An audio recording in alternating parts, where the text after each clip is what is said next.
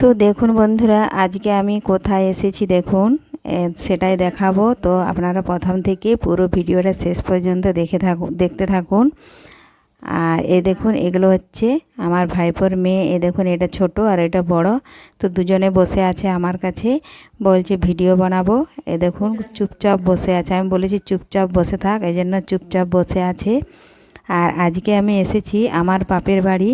তো দেখুন, আমার বাপের বাড়ি আমার অনেক পাড়া গ্রাম, আমি সেখানেই বড় হয়েছি। তো এখন অন্য জায়গায় বিয়ে হয়েছে, কিন্তু ওই পাড়া গ্রামের বাপের বাড়ি যতই খারাপ হোক, তাও আমাদের কাছে এটা খুবই ভালো লাগে। দেখুন, এটা হচ্ছে রিসেন্ট পাকা বাড়িটা বানিয়েছে।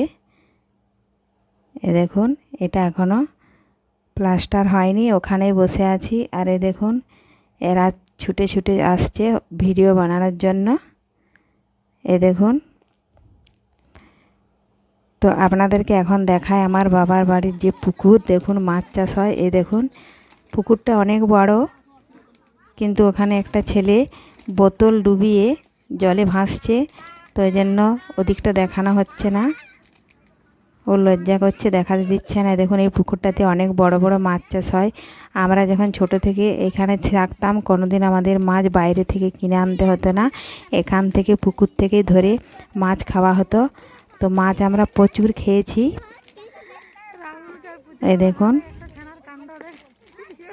পুকুরের জলটা দেখুন, পুকুর একদম ভর্তি হয়ে গেছে, কারণ এখন যে নিম্নচাপের ফলে কদিন বৃষ্টি হলো, ওই জন্য পুকুর পুরো ভর্তি হয়ে গেছে।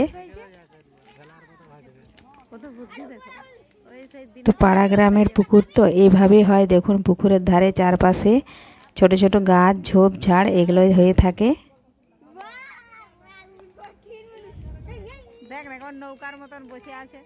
তো পুকুরটা আপনাদের কেমন লাগলো পুরোটা দেখাতে পারলাম না, এইটুকুই দেখালাম।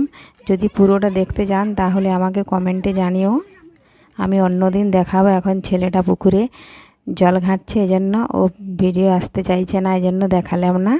অন্য দিন দেখাবো যদি আপনারা পুরো ভিডিওটা, পুরো পুকুরটা দেখতে চান। এই পুকুরটা অনেক বড়,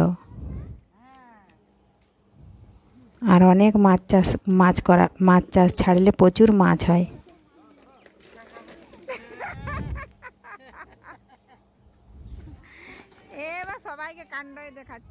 আর দেখুন বন্ধুরা, বৃষ্টি পড়ছে, প্রচুর বৃষ্টি হচ্ছে এদিকে। দেখুন, এখানে ঝিঙে গাছ লাগিয়েছে, তো ঝিঙে গাছে দেখুন মাচা করে দিয়েছে। আর দেখুন, এটা হচ্ছে আমার বাপের বাড়ি। এই বাড়িটার বয়স হলো প্রায় 40 বছর। আমরা তখন অনেক ছোট থাকি, তখন এই বাড়িটা বানানো হচ্ছিল। আর আমরা তখন এই বাড়িটার ভেতরে লুকোচুরি খেলতাম। তাহলে দেখুন, এখন এই বাড়ি আর দেখতেই পাওয়া যায় না। এটা অনেক পুরনো বাড়ি, আমার বাবার স্মৃতি, এই জন্য এই বাড়িটা এখনও পর্যন্ত ভাঙতে দেয় না, এই জন্য পাকা ঘরটা অন্যদিকে করলো। তো পাড়া গ্রামে আমার বাপের বাড়ি, তাদের জায়গার কোনো অভাব নেই, অনেক জায়গা, এই জন্য বাড়িটা রেখেই দিয়েছে। দেখুন, 3 তলা বাড়ি, 1 তলা 2 তলা 3 তলা, পরিষ্কার বোঝা যাচ্ছে বন্ধুরা, আপনারা ভালোভাবে দেখতে থাকুন। দেখুন কতটা জায়গা সামনে ফাঁকা, তো অনেক নিচু, কারণ এই বাড়িটার বয়স হয়ে গেল 40 বছর।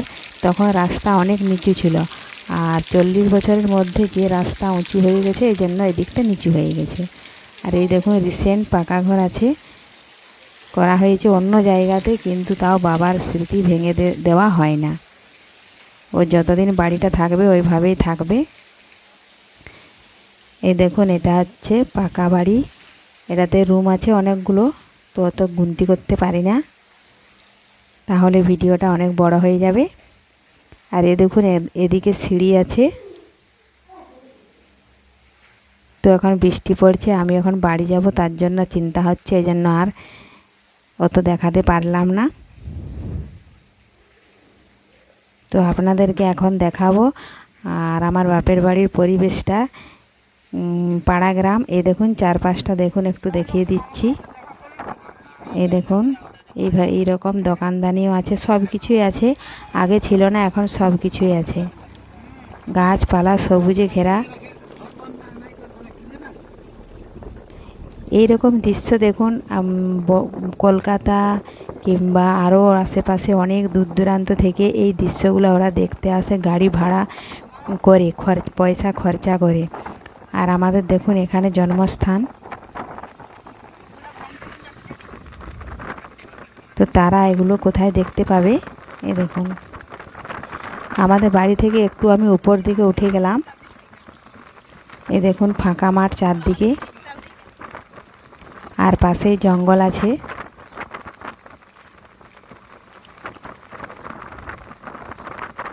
কিন্তু যারা শহরে বা টাউনে থাকে তাদের কিন্তু একঘেয়েমি থেকে থেকে ওই ভালো লাগে না, ওই জন্য ওরা এই গ্রামের দিকে অনেকেই পয়সা খরচ করে বেড়াতে আসে। তাদের কিন্তু খুব ভালো লাগে আর তারা কিন্তু এই জায়গাগুলো খুব পছন্দ করে।